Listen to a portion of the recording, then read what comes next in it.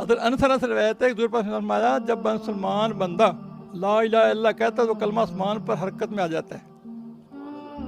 اللہ رب العزت فرماتے ہیں ٹھہر جا ٹھہر جا. وہ کلمہ لا الہ کا عرض کرتا ہے کیسے ٹھہر جاؤں جب کہ ابھی میرے قائل کی بخشش نہیں ہوئی. تو اللہ فرماتے ہیں جس کی زبان پر تو جاری ہوا اس کی بخش دیا گیا. اب بتا یہ مانگا کر دعا اللہ مجھے افضل ذکر کیا ہے لا الہ لا الہ لا الہ الا اللہ لا الہ الا اللہ لا الہ الا اللہ لا الہ الا اللہ لا الہ الا اللہ لا الہ الا اللہ لا الہ الا اللہ لا الہ الا سب بولو لا الہ الا اللہ لا الہ الا اللہ لا الہ الا لا الہ الا اللہ لا الہ الا اللہ لا الہ الا اللہ لا الہ الا اللہ لا الہ الا اللہ لا الہ الا اللہ لا الہ الا اللہ الا اللہ لا الہ الا اللہ لا الہ الا اللہ لا الہ الا اللہ اللہ لا الہ الا اللہ لا الہ الا اللہ لا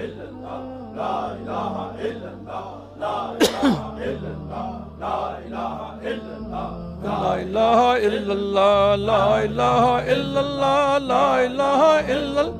لا الہ الا اللہ لا الہ الا اللہ لا الہ الا اللہ لا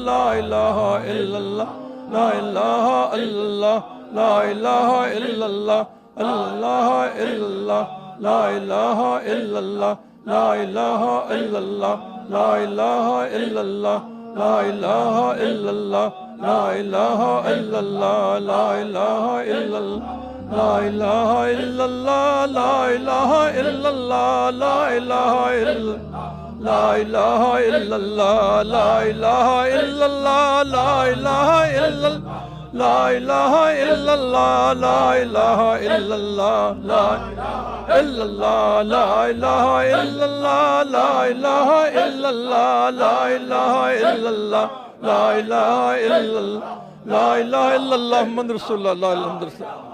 جب نا دل منور ہو جاتا ہے نا دل بیدار ہو جاتا ہے تو پھر کبھی یہ ہوتی ہے کہ کرتا مصر چلتا ہے خوشبو کنان میں آنے جاتا ہے. یہ بیدار دلوں کی باتیں اللہ یہ سونگنا ظاہر کے اطراق سے نہیں ہے بلکہ اسرار باطن قوت شامہ سے جو قلب میں ہے. عیسیٰ علیہ السلام نے فرمایا اے لوگو اللہ تعالیٰ کے ذکر کے علاوہ زیادہ باتیں نہ کیا کرو ورنہ قلب کھوٹا ہو جائے گا اور کھوٹا دل بارگلائی سے دور کر دیا جاتا ہے. ایسے دل والے کو پتہ بھی نہیں لگتا کہ میرے ساتھ کیا ہو گیا کہ مخلوق کی بات مشغول ہونے سے کتنے نقصانات ہوتے ہیں. مثلا کیا ہوتے ہیں نقصان؟ اولاً یہ کہ اللہ تعالیٰ کی باتوں اللہ والوں کی محفل میں اس کا دل نہیں لگتا. یہ پہلا نقصان تو یہ ہوا. دوم اعمال صالح قلیل ہو جاتے ہیں. پہلی بات اللہ تعالیٰ کی باتوں اللہ کے والوں کی باتوں میں اور محفل میں اس کا دل نہیں لگتا. جب سمجھو کہ وہ بے نصیب ہو گیا کلی کفی تو اس کی درست نہ رہی.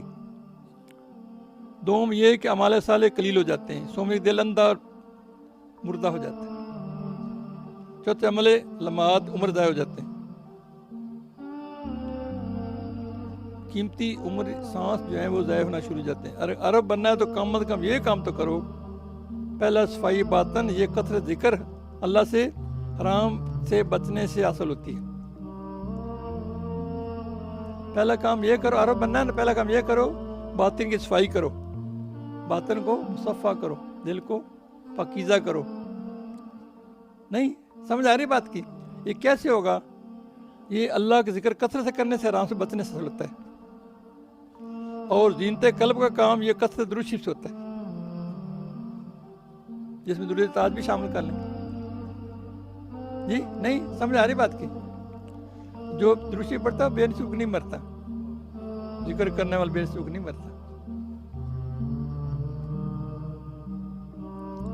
سوم حجابات دور کرنے کا کام اور یہ نعمت رب رات کی تہجد میں صبح کا تخوار دن کی تلاوت سے ملتی ہے. آپ کہتے ہیں میرا حجابات دور ہو جائیں، غفلتیں دور ہو جائیں، دکھ سکھ میرے یعنی مکھ سے دکھ دور ہو جائیں، میری آنکھوں کے پردے کھل جائیں، میری باطن منور ہو جائیں، چاہتے ہیں نا؟ سن کے شوق نہیں پیدا ہوتا، بتانے سے نہیں شوق آتا۔ اللہ، یہ نعمت رات کی تہجد میں، صبح استغفار میں، دن کی تلاوت سے نصیب ہوتی ہے۔ حدیث مبارک میں کہ ہر چیز کی پالش ہوتی ہے، دل کی پالش ذکر اللہ ہے۔